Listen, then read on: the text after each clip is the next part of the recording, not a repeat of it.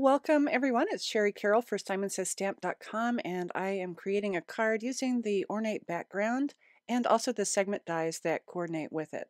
I'll start off by inking up the stamp image with some clear ink and using my anti-static bag, and with my stamp positioner I'll close that door and press that image right onto some watercolor cardstock. And once I have my image well stamped, I'll use some silver embossing powder and cover the entire sheet and tap off the excess to reveal that really beautiful pattern. And once I've used my heat tool to heat set that embossing powder, I have a really beautiful silver embossed image that's ready for watercoloring. I am speeding this up, but I'll stick with you as I paint this. I'm using my Mijello Mission paints and a number 10 paintbrush, which is really soft and a round tip. I'm also using a water cup, and I'm doing a very wet painting, so I am grabbing a lot of water from my cup and dipping it into the paints. I have not added any water to the paints. I am just going into each of those colors, and with that really wet brush, it gives me a nice concentration of color. I'm not using the pattern for the placement of my colors. I am just adding in color and balancing out the blues and the greens and the reds as I go. So I'm crossing over lines of the embossed image, and I'm not worrying about what blends with each other. So I get some really interesting colors in between. Using embossing powder or using an embossed piece is really fun to do because the ink and paint just sits right into those areas. My one thought for this is that I did want the turquoise color, and I also wanted to add in some fall tones to reflect the time of season.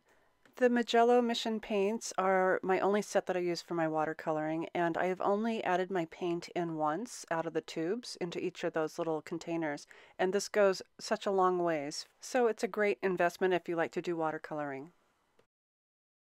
Now that I have my background, I am going to use the Ornate Background segment dies, and these come all together. It's really simple just to clip them apart using some wire cutters. I have made a diagram for you so you can see where the dies will cut out onto the image. So when you're going to stamp your card, be sure to keep that in mind as to the placement of where you will put it on your paper. I have turned my card upside down from the diagram I've showed you, and I am using some purple tape to keep the die in place for die cutting. Do your best to align that up to the image and make sure that that tape is holding it in place. And then carefully remove your tape to reveal the cut line of your image. As a note, every rubber stamp that is vulcanized will have about a 2% shrinkage at varying angles, so the die might not match up exactly, but it'll be very close. I am mounting my die cut panel onto a piece of silver tonic paper, and I'm just using my tape runner to go around the edges. And I'm also adding a little piece of foam tape so that flower will stand up slightly from the rest of the panel. And the silver paper underneath looks great with that silver embossing. I am using the Simon Says Stamp Friends die, and it is a two-piece die, so you have the actual word friend and then also the shadow, and I'm using the Tonic copper paper and also the silver to cut out each of these pieces. I'll be lifting up the silver shadow piece from the background, so I am cutting little snippets of my foam tape and adding it to the back. Then I can place it onto the panel, and I have the part of the F just slightly under that flower. To attach the detail copper word friend, I am using the Simon Says Stamp tacky glue because of the nice fine tip, and I'll be sticking this right on top of the background shadow. The tacky glue allows you a little bit of time so that you can make sure everything's really lined up and it dries perfectly clear. The finished card turned out brilliant, and I love using that die where I can tuck little messages or even a die cut word just underneath one of the edges.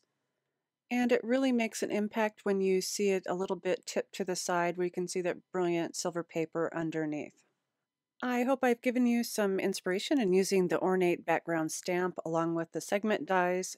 And be sure to visit our blog for more inspiration. And as always, thanks so much for watching.